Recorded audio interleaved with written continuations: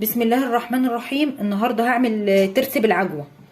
لو سمحتوا اللي بيبعت لي تعليقات يا ريت يشترك في القناه. هو تعليقاتكم بتعجبني وبتريق وبتديني طاقه ايجابيه بس يعني ارجو الاشتراك في القناه. ده ترس بالعجوه. ده كيلو دقيق وهنحط عليه ذره ملح وهنحط عليه 120 جرام زيت او قولي كوبايه زيت من الكوبايات الصغيره ومعلقتين سكر والميه بالتدريج زي ما قلت لكم وبيضه وعليها حبه فانيليا. عايزين تحطوا بيضتين انا هحط التانيه على الوش. ودي العجوه هنعملها على البوتاجاز دلوقتي. هنسخنها يعني هسيحها بحته زبده. ودي خميره. انا هشيل العجوه على جنب. هناخد يا ستي الميه والخميره مع بعض. الميه مع الخميره كده والسكر. عايزين تسيبوا دول كده لما تعرفوا ان الخميره نشطه ولا لا سيبوهم، لكن انا مش هسيبهم عشان انا متاكده. هنزل بقى بالبيضه وعليها الفانيليا كده، المواد السائله كلها على بعضها كده. بعد كده يا ستي ايه الزيت كده ونعجن عجين عادي كده. هننزل بقى بالدقيق نزق ده كده.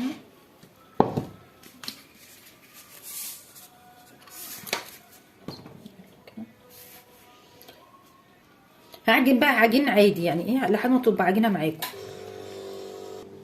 العجينه اهي انا بحب اعملها على الرخامه كتير كده. ده انا اروح واجي كده على الرخامه وبقت جميله وما شاء الله حلوه اهي. هحطها بقى في بوله تكون يعني ايه السطح بتاعها كبير عشان تاخد وضعها في الخمر.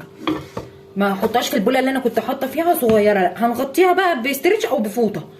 ممكن تعملي لها حاله بخار تحتيها لو الشتاء لو الجو ساقع يعني. العجينه خمرت ما شاء الله. خمرت ازاي؟ بسم الله الرحمن الرحيم.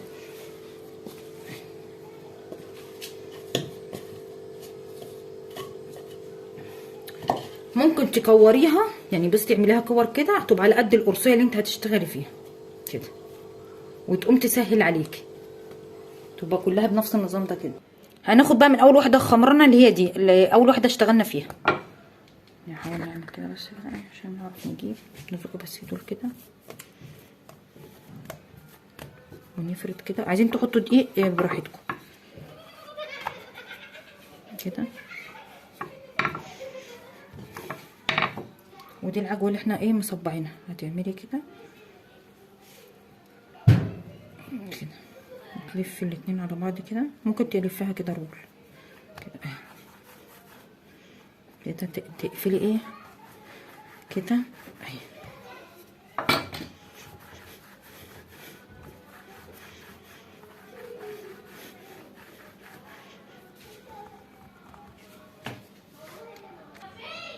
وبسكينه كده هنقطع كده او بموس لو انتوا حابين يعني كده اهي كده كده كده اهي. وروح لفينها كده اهي. ممكن تتك على القفله كده بقت ايه ترسي بالعجوه. ونحطها في صينيه مدهونه زيت. حطينا العجوه اهي وعملنا القرصه كده مدوره. هوريكم برده واحده كمان عشان ايه تبقوا عارفين كده. لفيناها زي الرول ونحاول نقفل المسام كده الفتحه دي بعد كده تمشي كده اهي كده عشان برضو ما ترفعش منك. هي كده مقاسها مظبوط. هتمسكي اما من ناحيه كده من ناحيه القفله كده مثلا اهي كده. هتقطعي بالسكينه كده او موس او قطر اللي عندك وتروحي لفها كده اهي. بقت جميله ازاي. ميه وحبه لبن وريحه فانيليا. نكسر بس الصفار كده. بعد كده ايه نخلطهم على بعض وبعد كده ايه ننزل على القرص. خمرته ما شاء الله جميله ازاي ما شاء الله تحفه. بس ايه انا قصته بقى حطيت على وشه بيض زي ما وريتكم وحطيت سمسم ابيض او سمسم احمر اي سمسم عندكم يعني مش ناقص عند حاجه. وهنحطه بقى في الفرن. بسم الله الرحمن الرحيم كده اهو. انا هكمل بقى الصينيه التانيه واحطها رخر كده. حطيت الصواني في الفرن اهي ما شاء الله. وما تستوي هوريها لكم ما شاء الله استوى. والصينيتين التانيين برضو استوى هم بس هي كمان سخن. بصي فينه خالص والله هوا كده هشه وجميله.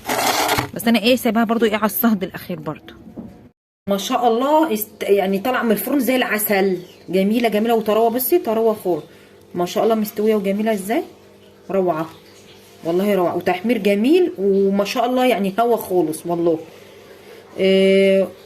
بصوا التحمير من تحت ومن فوق، وتوفير منه، توفير خالص في الايام اللي احنا فيها دي ما شاء الله. كل ده الغامق ده من حروف البيض.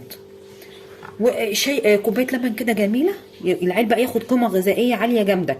يبقى العجوه مع اللبن قيمه غذائيه جميله جدا جدا، ومفيده في الشتاء، ومفيده اصلا لجسم الانسان. العجوه او البلح مفيد في يعني مفيد. وبصوا ما شاء الله، شفتوا الهوا جوه عامل ازاي؟ ما شاء الله تحفه. ومش مالينها عجوه قوي برده عشان ايه ما تجزعش النفس برده، يعني ايه يبقى في حته عجوه وفي حته ايه ساده، يعني ايه تبقى طعمها حلو. ولايك وشير واشتركوا في القناه وفعلوا زر الجرس.